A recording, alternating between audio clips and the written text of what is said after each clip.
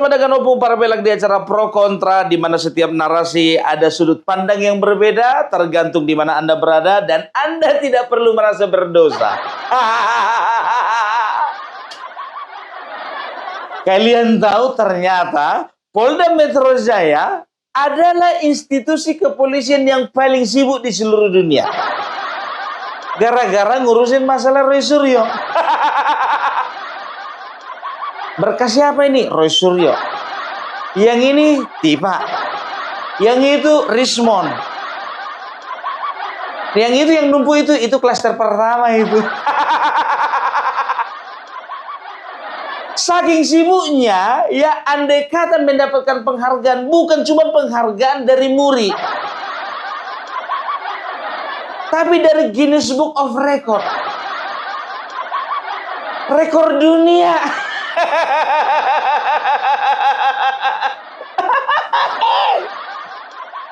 Dan kalian tahu, manusia yang paling sering warawiri keluar masuk Polda Metro Jaya, ya, kalaupun ada absensinya, yang paling banyak adalah teroris bersama dengan pasukan berani mati. Pasukan berani matinya itu biar tahu kalian. Dan tahu kalian, semenjak warawiri beberapa bulan ini, teroris bersama dengan pasukan berani matinya, ya, disitulah makin rame kantin Polda Metro Jaya. Makin rame, viral. Terlepas dari mereka itu belanja apa enggak, yang penting rame aja. Di mana ada mereka pasti ada keramaian. Tapi itu kemarin sebelum penetapan tersangka. Nah sekarang setelah penetapan tersangka, ditambah lagi setelah ditunjukkannya ijazah Bapak Joko Widodo yang asli di hadapan mata mereka satu persatu, aku lihat pasukan mereka makin lama makin banyak yang mundur. Banyak yang mundur. Aku perhatikan kan kemarin-kemarin ini kan rame orang itu kan. Ya sampai ada yang berseragam sampai 5 jenis seragam. Ada yang kerudung pink, ada yang kerudungnya hitam semua, ada pakai kerudung loreng, ada pakai baju putih bawa-bawa tongkat. Rame-rame tuh, tapi makin lama makin sedikit sekarang. Ya mungkin setelah kejadian itu, ya di mana ditunjukkan ijazah Bapak Joko Widodo itu, ya di situ mereka mungkin ada beberapa yang udah sadar, ada beberapa di antara mereka yang sudah mulai tobat, ya kan? Ada mereka yang sudah mulai percaya bahwasanya ijazah Bapak Joko Widodo ternyata asli, dan juga sebagian mereka mungkin ada yang meninggal. Ya, iya kan? Rata-rata mereka kan usianya udah di ujung tanduk semua itu. Expire. Usia-usia rentan. Usia rentan. Kan itu kebiasaan mereka kan, mengeksploitasi lansia. Tapi makin lama makin sedikit. Tapi ini secara logis sih sebetulnya, ya kan? Ini kan kemarin ya, siapa namanya pengacaranya Egy Sujana, Ibu Elida Neti mengatakan bahwasanya saya sudah melihat aslinya. Ada embosnya, ada juga watermarknya, dan itu juga diamini oleh Ibu Kurnia. Kan begitu. Nah sekarang begini ya, kemarin waktu Roy Suryo bersama dengan timnya dan juga pasukannya, mereka kan juga bawa pasukan yang lain, ya kan? Pasukan apa itu? Pasukan TPOA, UIA, UIA. Nah sekarang pasukan TPUA, pimpinannya siapa? Pimpinannya Egy Sujana. Nah, Egy Sujana melalui ya Ibu Elida Neti sebagai kuasa hukumnya sudah mengakui bahwasanya yang dilihatnya adalah ijazah yang asli. Nah mulai nih mungkin ya orang-orang TPUA ya mulai ya ada sebagian yang sudah sadar, udahlah. Ya ada juga yang insaf gara-gara dengar lagu Insaflah wahai manusia.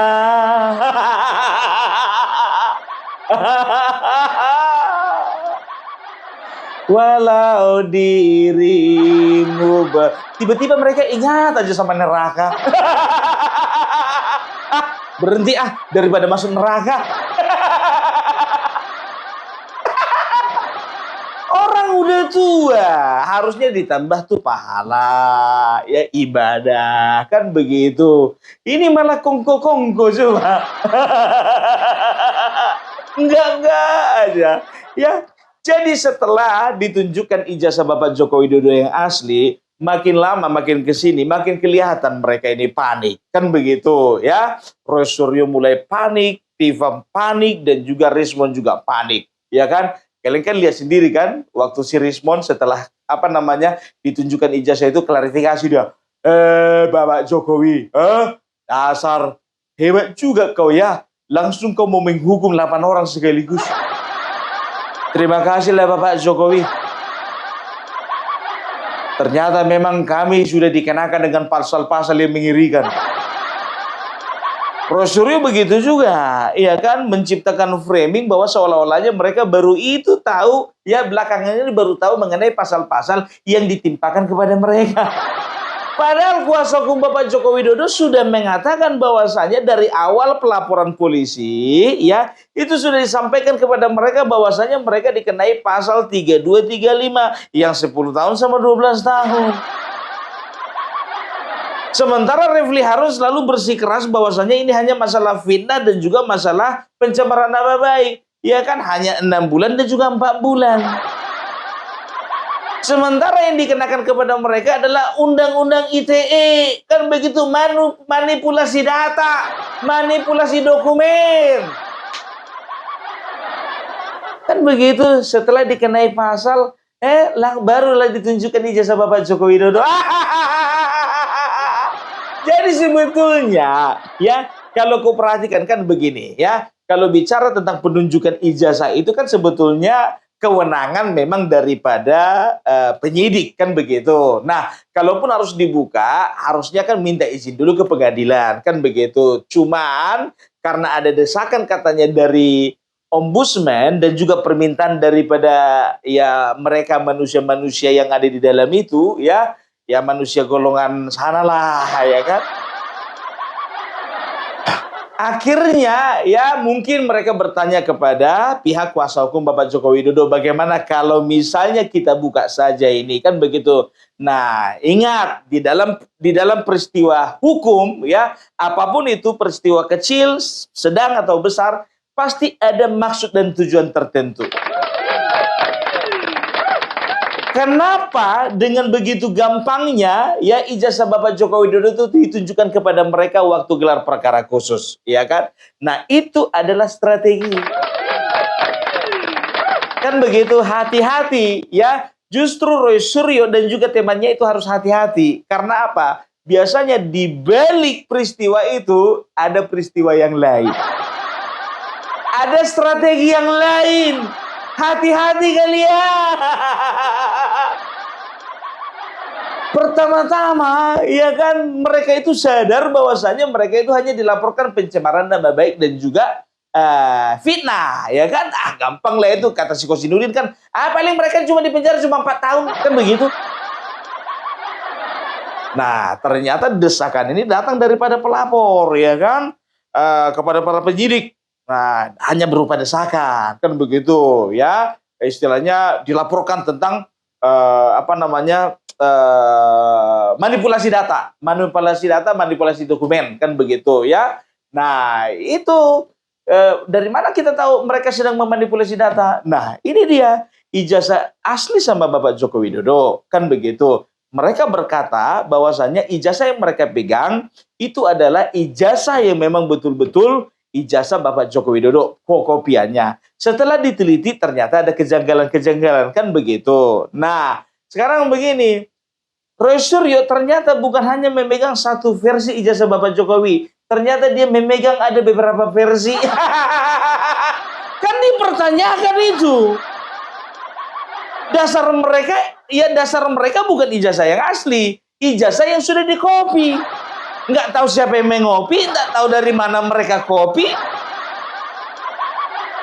Itu kan sama saja memanipulasi data. Kan begitu. Orang ada embosnya yang asli, mereka bilang nggak ada embos. Berarti itu kan manipulasi data.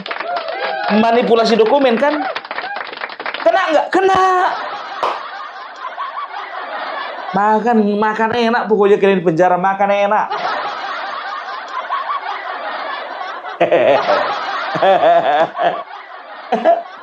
Ya sekarang di TV-TV biar tahu kalian. Tapi inilah ya, orang kalau bebel ya memang nggak ada kapoknya ya. Nah, lihatlah si Roy Suryo ya, nggak kapok-kapok dia bawa wayang kemana-mana. Bukan cuma wayang, biar tahu kalian masih sempat dia cetak baju. Loh, lihat ya, tolong jangan bohong. Nanti kalau lama-lama bohong, kebanyakan bohong, nanti botak kayak yang seperti di baju saya ini. Ngaku kemarin dia tuh peneliti, lama-lama ngaku dia jadi tukang fotokopi. Fotokopi. Tukang fotografer. Ketika dia buka baju, saya lama loh di percetakan. Ngaku dia jadi kerja di percetakan. Kalah apa? Panik ini panik. Jelas-jelas ini panik, ya kan? Rismon begitu juga. Ya, dia cari-cari pasal yang meringankan. Nggak dapat. Diganti. Begitu tersangka, ya, Tipa dan juga Rismon ngelihat nih kerjanya si Tompil ini nggak beres. Gara-gara si Tompil jadi tersangka kami semua, pikirnya kan. Digantilah pengacara, tapi dulu si Tipa, ya kan. Cuman yang lucunya Tompel memecat si Tipa. Harusnya kan Tipa memecat si Tompel. Harusnya kan klien memecat pengacara, ini pengacara memecat klien, kan begitu. Akhirnya ya, bila makin nggak beres lagi, Rismon dipecat juga si Tompel. Makan kau yang enak itu Tompel. Iya kan, diganti sama Refli Harun. Iya kan, bukannya makin bagus, makin parah. Nggak ada kejelasan, tetap nggak ada kejelasan. Nah sekarang dengan bangganya mereka menyebutkan bahwasanya mereka akan mengundang Rocky Gerung sebagai ahli. Emang ngaruh gitu? Ini kan cuma perkara sekarang begini.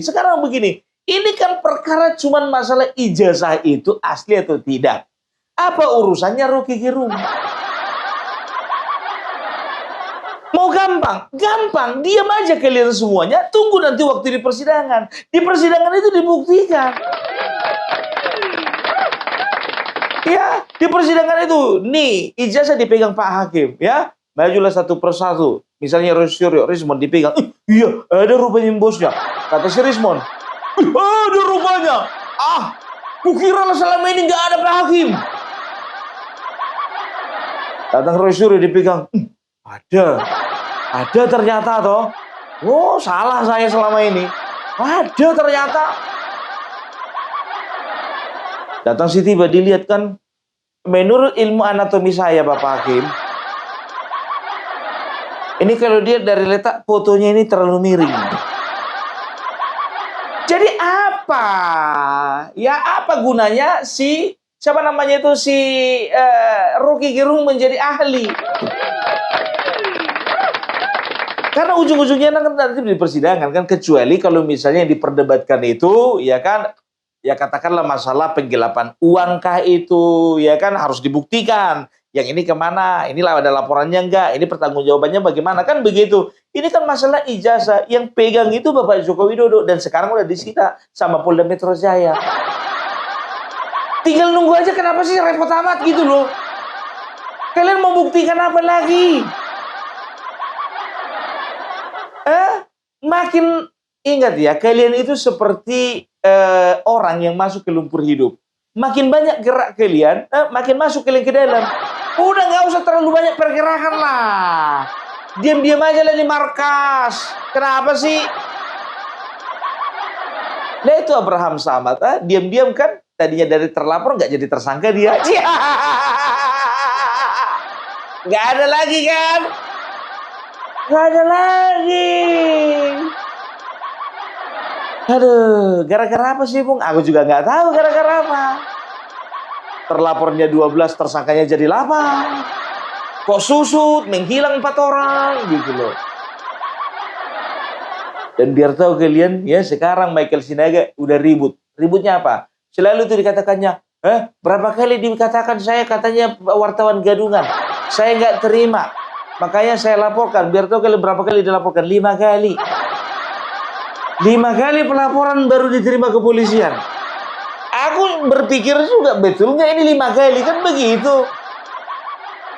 Berarti yang pertama ditolak, kedua ditolak, ketiga ditolak, keempat ditolak. Sebetulnya ya udah nggak ada lagi alasan sebetulnya menerima laporan itu. Sebetulnya memang nggak adanya itu kan begitu. Tapi udahlah kalau emang kayak gitu diterima aja lah laporan. Mau diproses nggak diproses urusan belakangan. Terima aja dulu.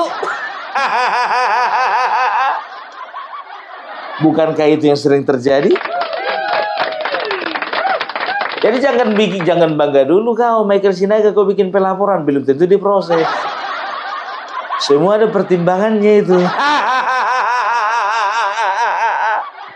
Lagian juga kau mengatakan bahwasanya dirimu itu adalah wartawan senior. Wartawan senior katanya, ya wartawan senior, wartawan apa sih? Wartawan senior ya, ya.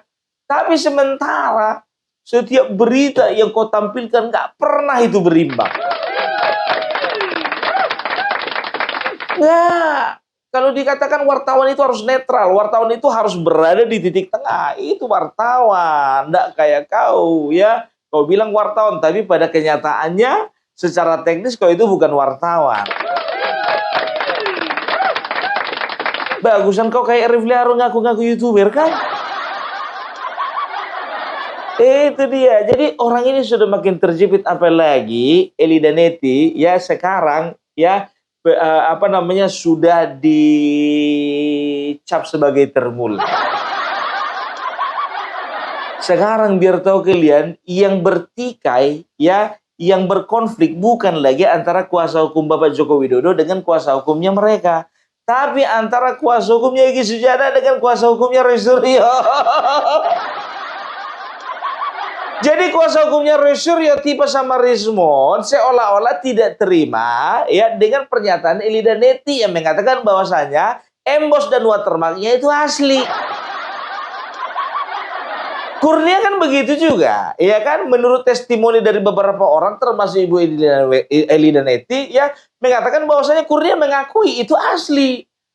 Kan begitu, Masya Allah Ibu Elida, dari sekian ratus juta masyarakat kita baru kali ini melihat keaslian dari ijazah Bapak Joko Widodo. Kan itu pengakuannya Kurnia. Begitu dia diundang rakyat bersuara, udah lain lagi versinya.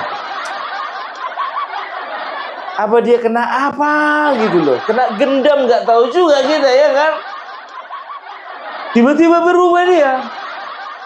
Tapi itulah dia karena kepentingan. Aduh ya. Sekarang kita bisa melihat bagaimana tim kuasa hukum mereka bekerja dengan keras. Keraslah bekerja, nggak ada gunanya. Mau menghadirkan saksi ahli ini, dan sekarang lagi mereka katanya mau melakukan uji forensik, uji forensik mandiri, ya. Dan juga katanya Roy Suryo memohonkan untuk dilakukan gelar perkara independen. Gelar perkara independen. Aku penasaran kan, yang tahu aku gelar perkara dan juga gelar perkara khusus. Apa ada gelar perkara independen? Pikirku begitu. Ku cari lah, ya ku searching lah gelar perkara independen. Satu-satunya sumber yang menyatakan bahwasanya ada gelar perkara independen yaitu videonya si Roy Suryo itu. Mereka ngotot katanya uji forensiknya itu nggak mau lagi dilakukan di Puslap 4 Polri. Kan begitu. Mereka maunya di tempat yang netral. Ya, pokoknya ya, ku bilang sama kalian, dimanapun tempatnya, ketika hasilnya tidak sesuai dengan keinginan mereka, maka mereka akan mengatakan itu tidak netral. Ada intervensi, ada campur tangan. Di UI saja katanya. Roy Suryo katanya di UI ya, dan juga di BRIN ya. Kalau nggak di uji forensik mandirinya, kalau nggak di UI di BRIN. Aku mulai curiga nih, kok UI ya? Kenapa nggak UGM? Oh, mungkin kalau UGM ya Roy Suryo ini nggak akan mungkin berhubungan dengan UGM, karena apa? Karena rektornya itu Ova Amelia. Oke lah UI ya. Oke UI. Aku mulai berpikir, bukankah ya ada organisasi alumni UI yang udah tua-tua itu yang menyatakan diri sebagai pembenci Bapak Joko Widodo yang sempat mengatakan Bapak Joko Widodo PKI. Oh, ternyata Suryo menginginkan diadakan di UI ya karena apa? Ya, kalau orang-orang di UI gampang dikondisikan pikirnya. Menurutku, karena kan berapa kali kalau nggak salah apa ya, UI Watch kalau nggak salah nama organisasinya ya. Kita perhatikan bahwasanya itu tuh orang-orang tua yang sering-sering ngumpul, ada TV-nya itu bahkan channelnya entah TV-nya itu ya kan udah tua semua. Rata-rata udah tua, tapi narasi yang diberikan yang apa namanya yang digambarkan tentang Bapak Joko Widodo pokoknya yang jahat-jahat. Yang koruptor lah Bapak Joko Widodo, yang anak PKI lah Bapak Joko Widodo. Ngeri orang ini. Makanya aku bilang, oh ternyata mereka mengarahkan ke UI ternyata itu. Dan mereka nanyakan lagi siapa? Kalau nggak di UI di BRIN katanya. BRIN itu Badan Riset Inovasi Nasional atau negara. Ya kan? Oke. Ketua Dewan Pengarah. Ketika aku cek Ketua Dewan Pengarah belum ganti, masih tetap yang sama. Siapakah beliau? Megawati. Ketua Dewan Pengarah ya, Ketua Dewan Pengarahnya itu Megawati. Di BRIN. Apa ada kaitannya ini? Apakah ada hubungannya ini? Kan begitu. Bisa jadi.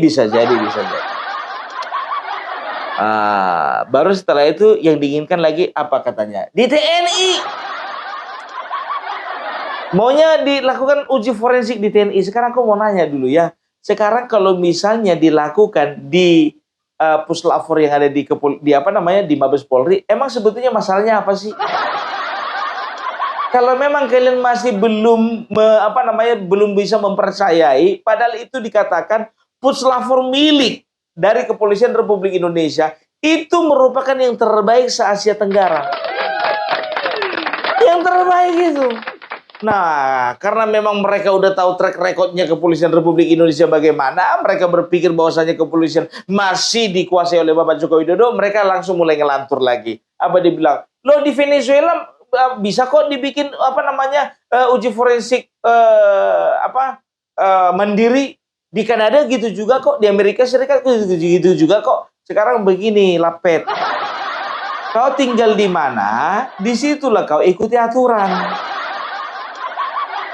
Kau tinggal di Indonesia, aturan Amerika yang mau kau bawakan. Tinggal ke Indonesia, aturan Kanada yang mau kau bikin. Kau bisa mikir gak sih?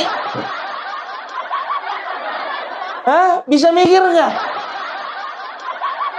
Yang ditabrak motor si Rizal Fadila, otakmu yang geser. Lucu kan? Rizal Fadila yang ketabrak motor, tapi otakmu yang geser.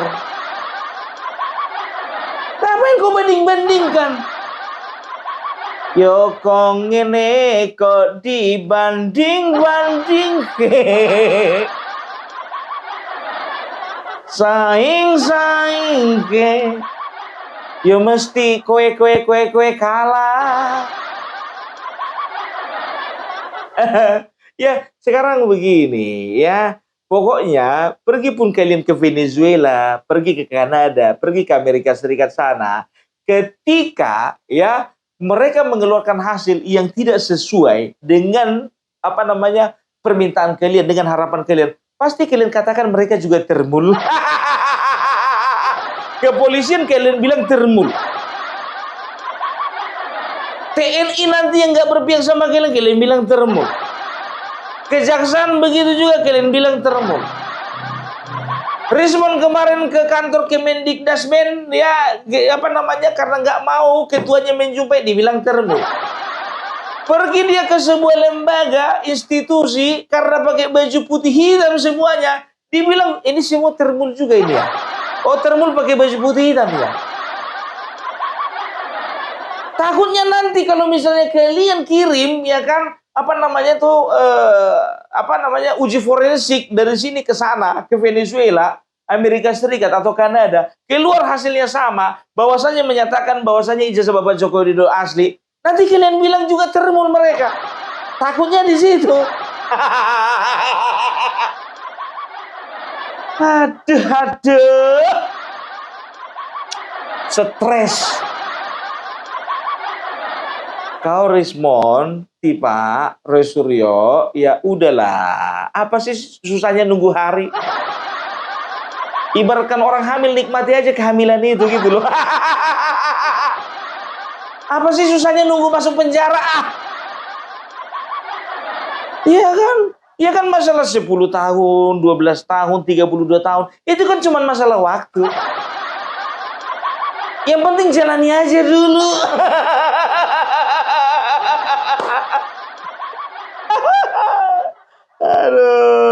Aduh ya. Jadi kita akan melihat ya, mereka akan melakukan manuver-manuver apapun mereka akan lakukan ya. Mereka akan tetap katakan itu palsu ya. Makanya gue bilang dari awal ya, betul yang dikatakan oleh tim kuasa hukum Bapak Joko Widodo. Nggak akan merubah keadaan. Sebetulnya keadaan berubah, otak mereka yang nggak berubah. Keadaan berubah. Karena apa? Sudah ditunjukkan kan begitu. Kepala mereka yang nggak berubah. Kacau memang orang ini. Ya memang jarang loh. Memang betul loh yang dibilang anaknya Amin Rais. Ya kan dokter Tipa itu langka loh. Ya belum tentu 1000 tahun lagi akan ada dokter seperti si Tipa. Anaknya Amin Rais bilang begitu. Cie, ada apa nih? Aduh. Apalagi tahu enggak sekarang kalian ya? Sekarang itu sedang diwacanakan sama mereka, apalagi si Roy Suryo. Katanya sudah ada buku apa namanya? Gibran Endgame. Tapi yang kuperhatikan kok bukunya makin tipis. Kenapa? Buku kemarin nggak laku ya? Makanya lebih tipis kau bikin ya? Ya, dengan berbagai macam ya kan teori, dengan berbagai macam eksperimen buatan, eksperimen abal-abal ya, dibikinlah apa namanya narasi yang menjudulkan Mas Gibran lagi. Nggak mampu lawan bapaknya, lawan anaknya. Dasar anak-anak. Mental banci. Bapaknya nggak bisa ditumbangkan ya kan, mau ditumbangkannya juga ikut anaknya. Banci. Itu dia nggak mampu bapaknya, anaknya aja lah. Kualitas kalian itu belum bisa menandingi Bapak Joko Widodo, belum bisa. Lihat itu, ya kan di Pengadilan Negeri Jakarta Pusat, itu gugatan terhadap ijazah Bapak Gibran yang 126 triliun oleh Subhan Palal dinyatakan apa? Ditolak.